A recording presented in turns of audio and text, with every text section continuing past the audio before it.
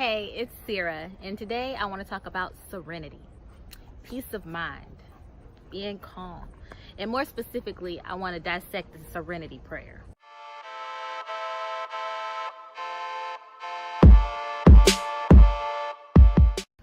So what is serenity?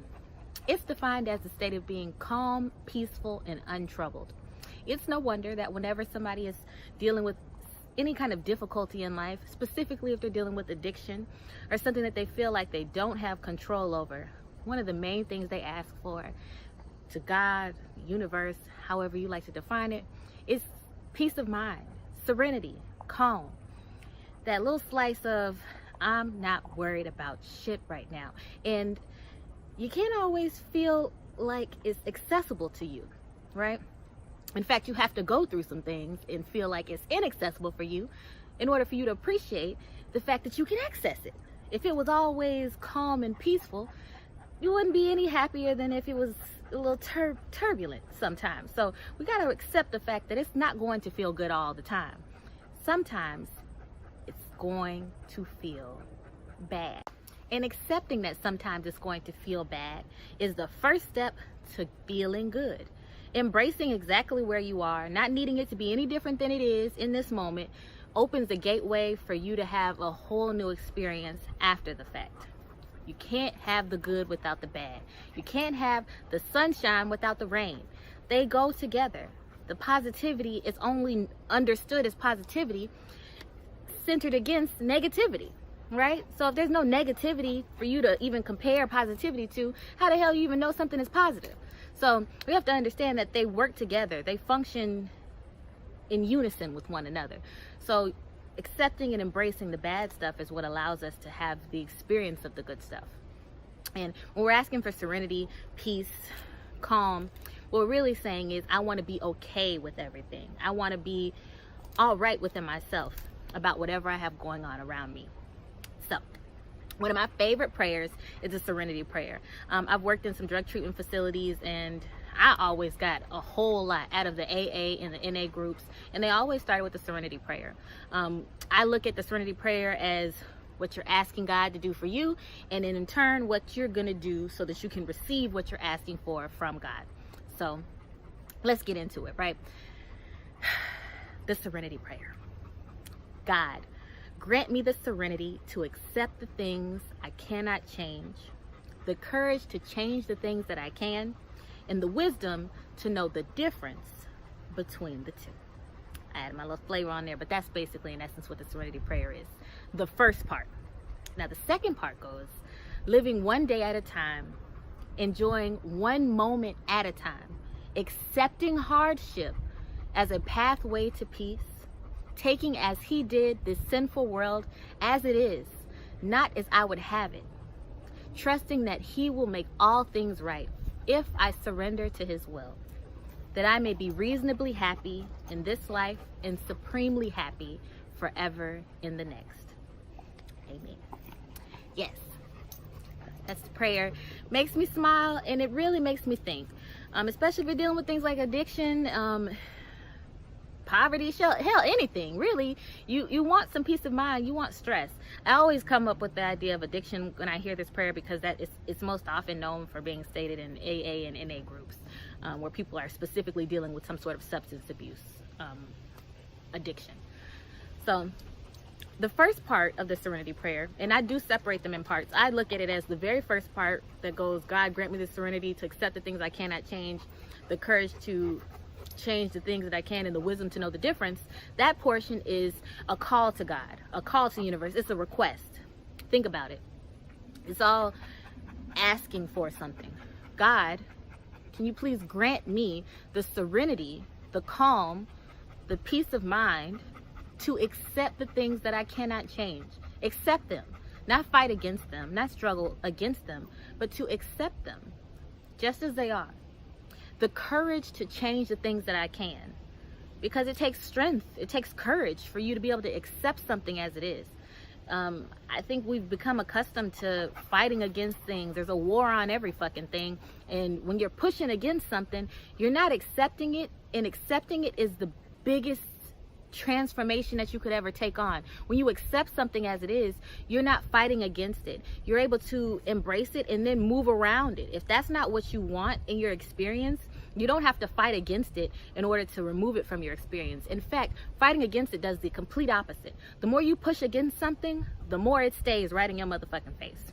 You ever heard the phrase, what you resist persists? And that to me defines exactly what it means when you are unwilling to let something go, and therefore it will not go. You have to be able to let things just be what they are, even if they're not what you want them to be. And then you focus your attention on what you do want to have happen in your experience, not pushing against things. I think that takes really intense courage and a strong mind for somebody to be able to accept their circumstances and focus on the things that they would like to adjust within themselves that will make their circumstances ultimately change, rather than trying to change the circumstance and keep themselves the same. I don't think that that's the wisest approach, and I really think that's kind of like the easy way out, trying to tweak everything around you versus doing the work of adjusting what's going on inside of you. But let's get back to it. So the last part of the first portion of the prayer is, in the wisdom to know the difference. Wisdom comes through experience. So oftentimes you'll have to bump your head up against things that you may want to change. You may want to adjust so many things around yourself, but you try, you figure out that it doesn't work. Wisdom will tell you that the next time when you have this same situation come about, you don't handle it the same exact way. You adjust yourself. I'm sorry, that's Reno. He out here. Oh, there he's. I wasn't calling you, baby. Go on ahead. So I guess I'll let you see him. He over here doing his own damn thing, and that's fine. Serenity, enjoy yourself, my nigga. It's cool. Anywho, the first portion of that prayer just is a really great breakdown of things that you're asking God for to bring you that peace of mind. It's what you're saying, I need you to do for me.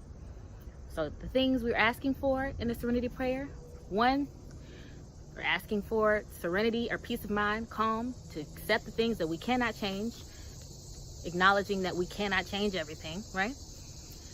The courage to change the things that we can. It's not easy to accept things as they are, but it's also not easy to make adjustments to things that you do have in your power to change, right?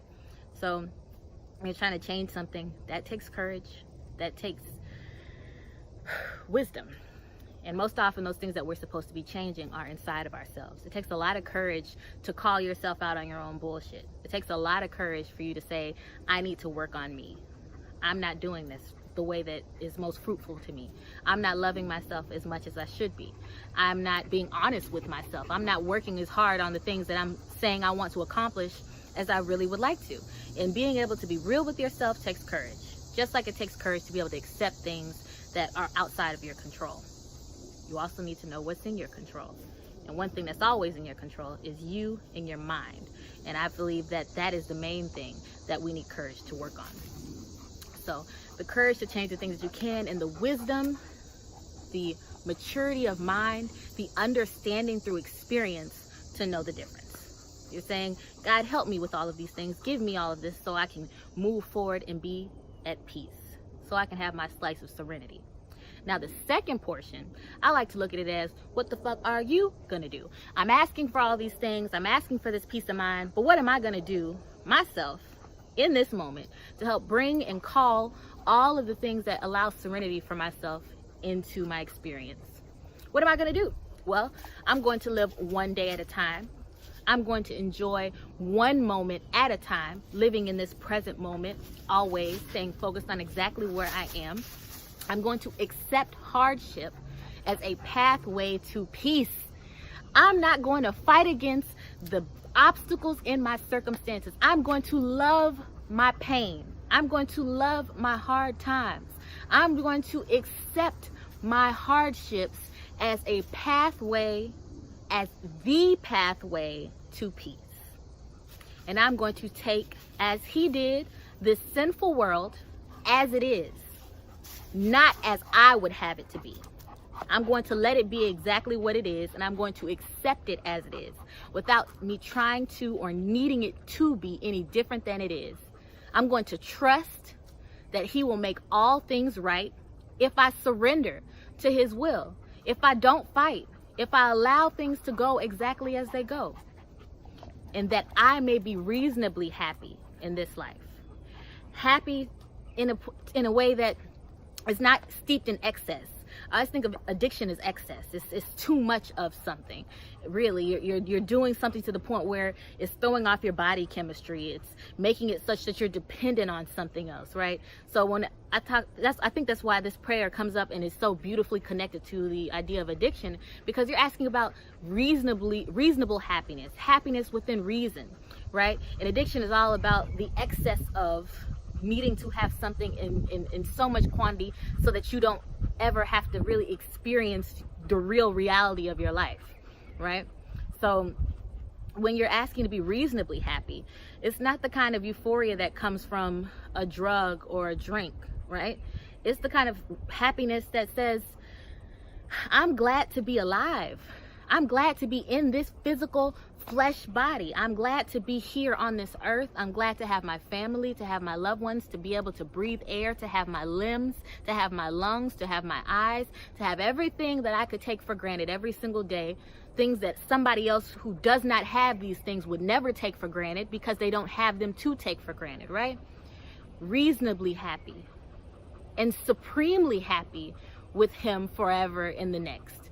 So this really strongly steeped in Christian belief and faith, but you can take this into any religious context. You can take this into any spiritual context, because the reality of it is we are eternal beings having a temporary physical experience.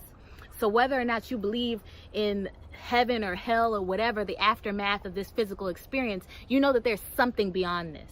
And whatever there is beyond this, that euphoric joy of just being an eternal being will come. But instead, right now, wherever you are in your physical form, enjoy this shit. Within reason, be happy for where you are, for what you have. Enjoy. Stop fighting against. Live one moment at a time. Enjoy one moment at a time. Accept the hardships. They're pathways to peace. Take this world and all of its sin and bullshit, because without the sin and the bullshit, you wouldn't even know how beautiful the world truly is. The nighttime helps to illuminate the stars in the sky. They work against each other, but they also work with each other, and it's beautiful. You need the darkness just as much as you need the light. All of it functions together, and it serves a divine and beautifully defined purpose.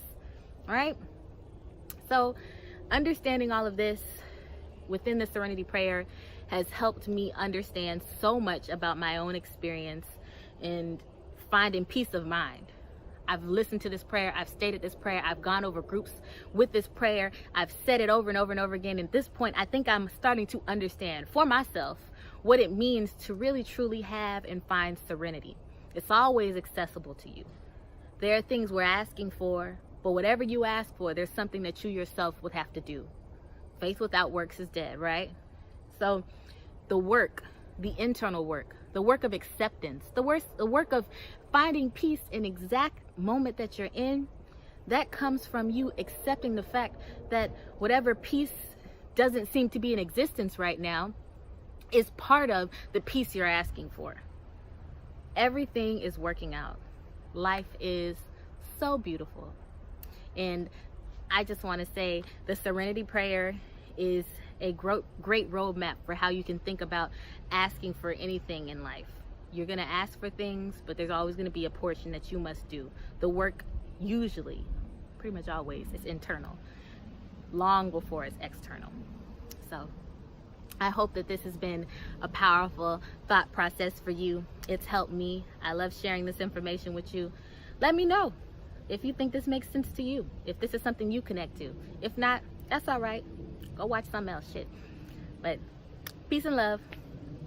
Deuces.